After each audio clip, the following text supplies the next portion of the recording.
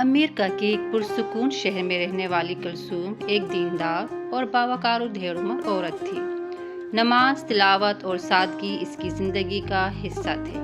اس کا اکلوتا بیٹا ڈاکٹر بن چکا تھا اور ایک بڑے اسپتال میں کام کرتا تھا۔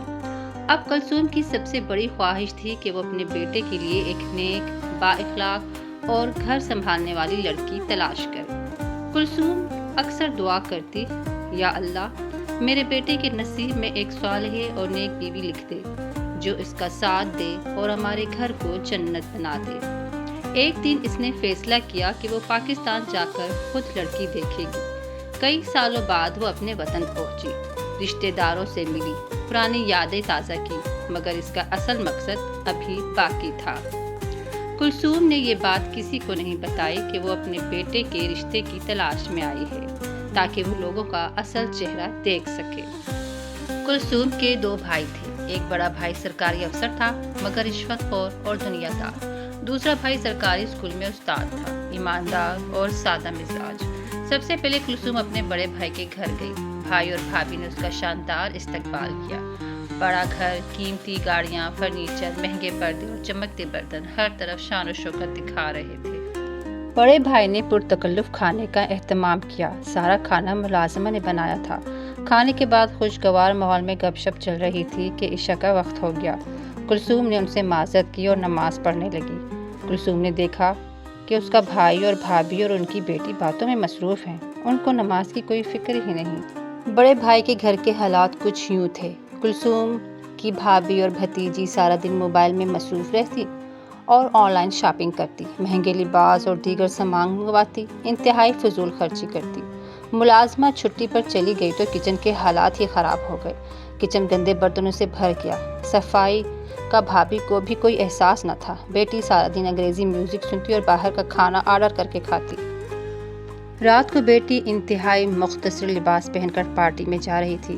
ماں بیٹی کی یہ بےہودگی دیکھ کر بہت خوش ہو رہی تھی اور تعریف کر رہی تھی۔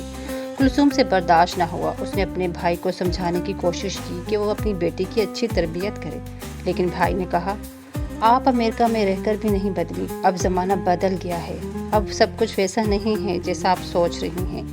کلثوم کو یہ سب کچھ دیکھ کر سن کر بہت دکھ ہوا۔ وہ رات کو اللہ سے رو رو کر اپنے بڑے بھائی کی ہدایت کی دعائیں کرنے لگی۔ کلثوم کے دل میں ایک ٹھنڈی آہ سی اٹھ گئی۔ وہ دل ہی دل میں بولی، یہ گھر دولت سے بھرا ہے مگر تربیت اور سکون سے خالی ہے۔ 2 دن بڑے بھائی کے گھر گزارنے کے بعد کلثوم دل گرفتہ تھی۔ تیسرے دن وہ اپنے چھوٹے بھائی کے گھر چلی گئی۔ چھوٹے بھائی کا گھر شہر کے ایک عام سے علاقے میں تھا۔ نہ بڑا گیٹ، نہ قیمتی گاڑی، نہ نوکر، نہ چاکر، مگر دروازہ کھلا تو سکون نے استقبال کیا۔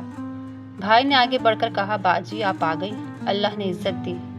بھابھی نے مسکرا کر کہا، آئیں باجی، گھر تو چھوٹا ہے مگر دل بڑا ہے۔ گھر واقعی سادہ سا تھا مگر صاف ستھرا، منظم اور خوشبو سے بھرا ہوا۔ پردے دھلے ہوئے، برتن چمک رہے تھے، کچن میں تازہ سبزیوں کی خوشبو آ رہی تھی۔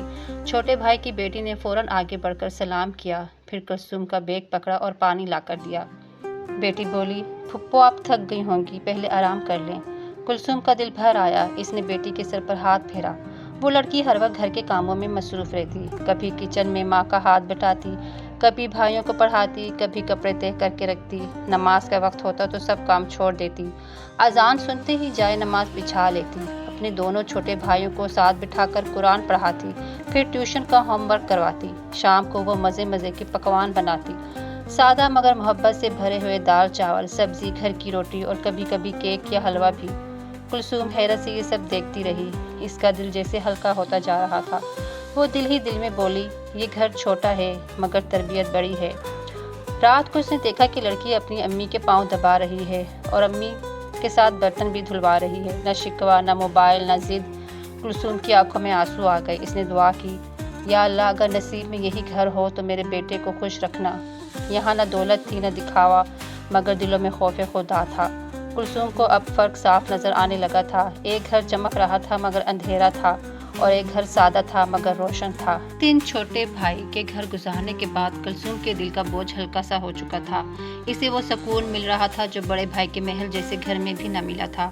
ایک شام کھانے کے بعد کلثوم نے اپنے چھوٹے بھائی سے کہا، بھائی، میں تم سے ایک بات کہنا چاہتی ہوں۔ بھائی نے احترام سے کہا، جی باجی حکم کیجیے۔ کلثوم نے آہستہ سے کہا، میں اپنے لیے ایک بہو کی تلاش میں یہاں آئی تھی اور وہ تلاش تمہارے گھر آ کر ختم ہو گئی ہے۔ یہ سن کر بھائی اور بھابھی دونوں چونک گئے، پھر ان کے چہروں پر مسکراہٹ آ گئی۔ بھائی نے کہا، باجی یہ تو ہمارے لیے اعزاز کی بات ہوگی۔ بھابھی کی آنکھوں میں خوشی کے آنسو آ گئے۔ اس نے کہا، ہم نے کبھی سوچا نہیں تھا کہ اللہ ہمیں یہ دن دکھائے گا۔ کلثوم نے اپنی بھتیجی کی طرف دیکھا جو کچن میں روٹیاں بنا رہی تھی۔ اس کی آنکھوں میں شفقت تھی۔ وہ بولی، میں نے دونوں گھروں کو دیکھا، ایک چمکدار تھا، ایک سادہ، لیکن مجھے وہ گھر پسند آیا جہاں دین، ادب اور خدمت تھی۔ مجھے دولت نہیں، کردار چاہیے۔ بھائی نے آج سے کہا، باجی ہم غریب لوگ ہیں مگر عزت کی روٹی کھاتے ہیں۔ کلثوم نے کہا، مجھے یہی دولت چاہیے۔ یوں طے ہوا کہ شادی 2 مہینوں کے بعد ہوگی۔ کلثوم نے جاتے وقت اپنی بھتیجی کو گلے لگایا اور منگنی کی انگوٹھی پہنا دی۔ بیٹی، تم نے مجھے یقین دلایا کہ اصل خوبصورتی کردار میں ہوتی ہے۔ بھتیجی نے ادب سے کہا، پھپھو دعا کریں میں آپ کی معیار پر پوری اتر سکوں۔ کلثوم کی آنکھوں میں آنسو بہہ نکلے۔ اس نے دل ہی دل میں کہا، یا اللہ میرا فیصلہ درست فرما۔ یہ کہانی ہمیں سبق دیتی ہے کہ رشتہ جوڑنے سے پہلے صرف گھر کی چمک دمک نہ دیکھیں بلکہ وہاں کی تربیت، دینداری اور اخلاق کو بھی پرکھیں، کیونکہ ہر چمکنے والی چیز سونا نہیں ہوتی اور ہر سادہ گھر خالی نہیں ہوتا ادب سے۔